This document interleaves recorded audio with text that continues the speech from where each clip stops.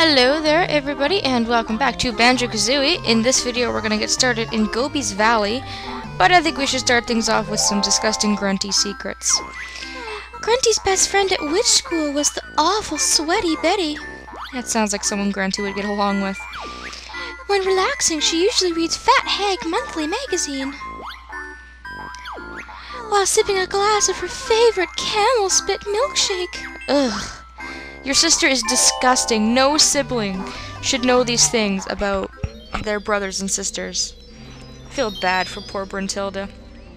Regardless, though, we are in our next world, and Bottles has one more move for us to find, which, in fact, is actually our final move. It's the last move of the game, so after we find Bottles one last time, we won't have to look out for him anymore.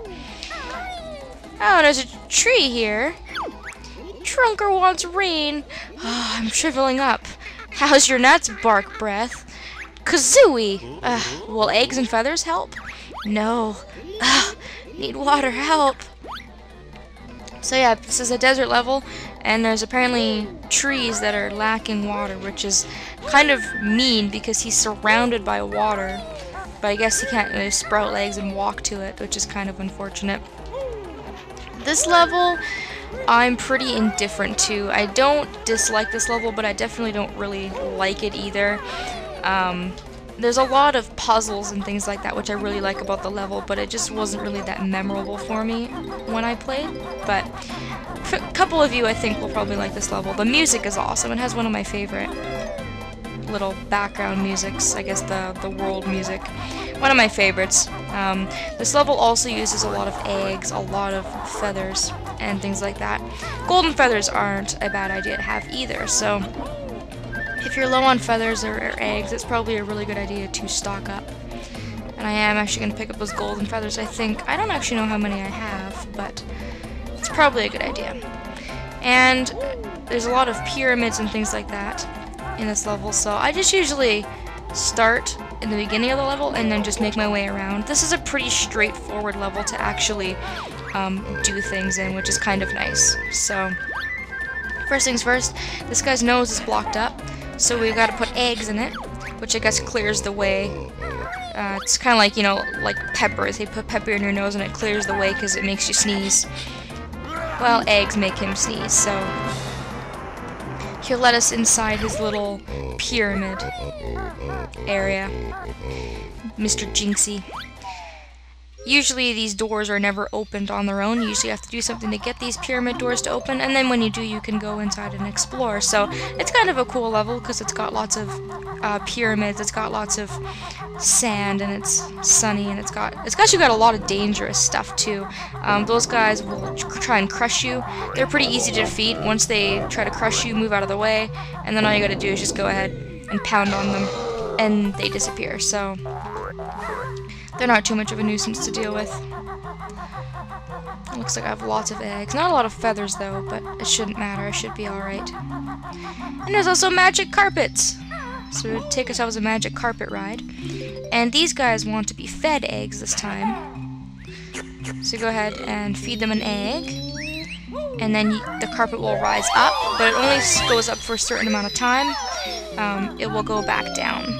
So be quick on your feet when doing this, and also don't have terrible aim like I do, or you'll be stuck here for a while.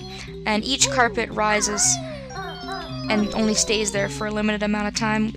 The more you go up, like this one will only stay for like a second or two, so you gotta be really quick.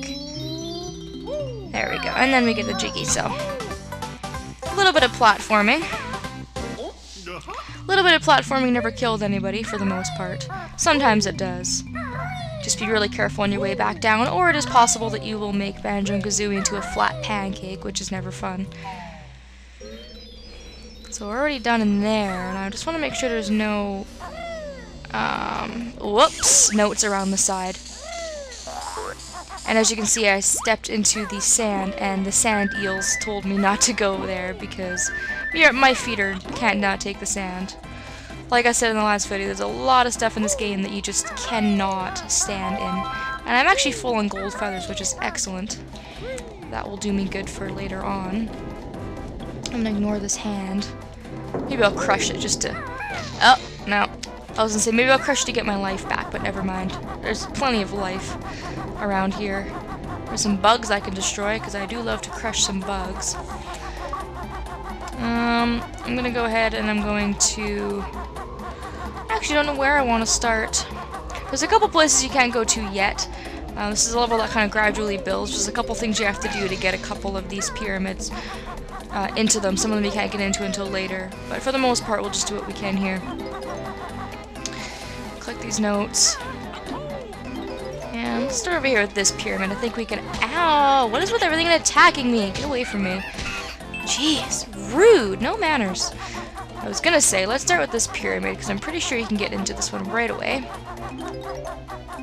And with this one, my recommendation is to stomp on it and then to try and fall down as far as you can, because as you can see, you only have 10 seconds to get inside, and the timer actually goes while you're watching the cutscene, which is kind of annoying. I hate when they do that, but even if you don't get in, you'll be able to get in again if you just, you know, stomp on the switch again.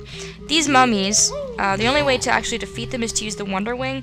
If you attack them, they'll curl up and they'll be stunned for a temporary amount of time, but they don't actually disappear, so I just recommend Wonder Winging them to get them out of the way, which is why I said to have the golden feathers, because that's what they're really useful for. And then of course this is just matching up the pictures, so this isn't a terribly difficult puzzle, and they give you plenty of time for this. This really isn't that difficult. Unless, of course, you struggle with memory, which, you know, we all do from time to time. Especially when you're commentating, sometimes it makes things a little bit difficult. I know I saw Banjo somewhere. There he is. But yeah, as you can see, there's already lots of sort of puzzle-type things. You know, clearing people's noses and feeding statues and things like that. Lots of timed things in this area. The game starts to have more and more timed things as it progresses, because we're really, honestly, not really almost done with the game, but we're really starting to get into the final stages, which is kind of cool when you think about it. And I am just sucking at this. There we go. Jinjo. Right beside each other. Kazooie, I think she's over here. There we go. Mumbo, is he down here? Oh no, it's a honeycomb. Right there. See, I was close. I knew the general vicinity of where it was. There's the honeycomb. I think we just got the last one, which is the notes. And then once you've completed that simple puzzle, you get a Jiggy. As you can see there, I still had 10 seconds left, and I just was utterly and completely failing, so you have lots of time to do that, and, you know, if all else fails, you can just try again, which is kind of nice. That's kind of a nice puzzle, because it's not too stressful. As soon as you get rid of the mummy, it's not as bad. If you can't get rid of him, then it's kind of irritating, because you have to try and solve the puzzle, you're worried about the time, and then you're worried about the mummy, but even if you can't destroy him, he does stay stunned for a pretty good amount of time, so that's nice. Alright, let's go around the back of this pyramid. There's a switch back here I want to hit, so we can get one of our honeycomb pieces. We'll have to fly to get it. It's in a rather treacherous looking place, but we'll pick that up in a little bit. Pick up this green Jinjo while we're here, though. We've only got 2 more to find, although the Jinjos are pretty spaced out in this level, actually. Might take us a little bit to actually find them, but that's alright. I guess what I'll do next is I'll take care of these guys. Just like the ones in the pyramid, you want to feed these guys. They usually require 2 eggs apiece. 2 or 3. It would make it a lot easier to feed them if they didn't move. But anyways, you feed one and then you'll get part of this pyramid to rise up. And you have to feed 3 of them, I do believe. Some people will say to do this part first. Some people will recommend to just skip everything else I've done in the level so far and come and feed these guys first to get this pyramid to rise up. I'll probably end up doing what's in that pyramid in this video, and when I get there I'll explain that. This level I wouldn't say is a huge hazard in comparison to some levels for dying, but this next part, you know, it is kind of reasonable if you're under pressure to actually die.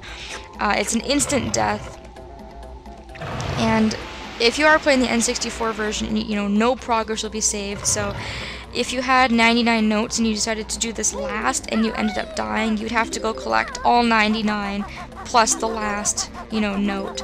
So that can be kind of a pain. I personally don't worry about it too much, but you know, if you've never played this game before, I mean, as a kid, I definitely struggled. So I think that's all of them. And as you can see, we get that pyramid to rise up out of the ground. So I think we'll go in there, and then we'll call it a video after that. There's still a lot of stuff to do in this level. This level always seems like it takes a really long time because there's so much like timed things to do and so much running around, and this level is actually pretty big. And it all kind of blends together, it all kind of looks the same, but anyways. So we're gonna go in this pyramid, and then we'll see what this has in store for us. This is King Sandybutt's tomb. Turn back or face his wrath. Well, I came in here for a reason. You chose not to heed our warning. And then he gives you a timer. Now, what this is a maze, obviously. And you have to get through the maze to the very, very end in the time limit, or you get smushed. And it is, like I said, it is an instant death. There's no way to avoid it if you do die, but it's a pretty simple thing to do. As you can see, I still have lots of time and I made it. No, the bear survived. He's after the king's ancient relic. And what's really cool about this is if you come here, the timer will stop, and then if you go back into the pyramid, it starts back at 60 seconds. So some people panic because they see that there's a Grunty switch and they need to get to the exit and they need to get to the Grunty switch and there's not enough time. But don't panic, you know, just do what I did. If you can't find the Grunty switch right away, or you're really lost but you can see the exit, worry about the exit first, get to the exit, and then leave. And then it will start back up and you can go get the Grunty switch. That's what I've always done. It makes things a lot easier, in my opinion. And then there's some pros that can do it all in one go, which is good too, but I'd rather not take chances because what will happen is the ceiling will come down, you'll be instantly smushed, and like I said, you'll have to start the whole level over again, which is never any fun. So make sure to pick up your purple Ginger before you go, and also your Jiggy. And then that makes our third Jiggy for the world. It feels like we've made a lot of progress on notes and things like that, but not a lot of progress with Jiggies, so we're gonna have to go collect a few more in the next video. I think I'll stop things here, and hopefully you guys will join me for more adventures in Gobi's Valley, so see you all next time.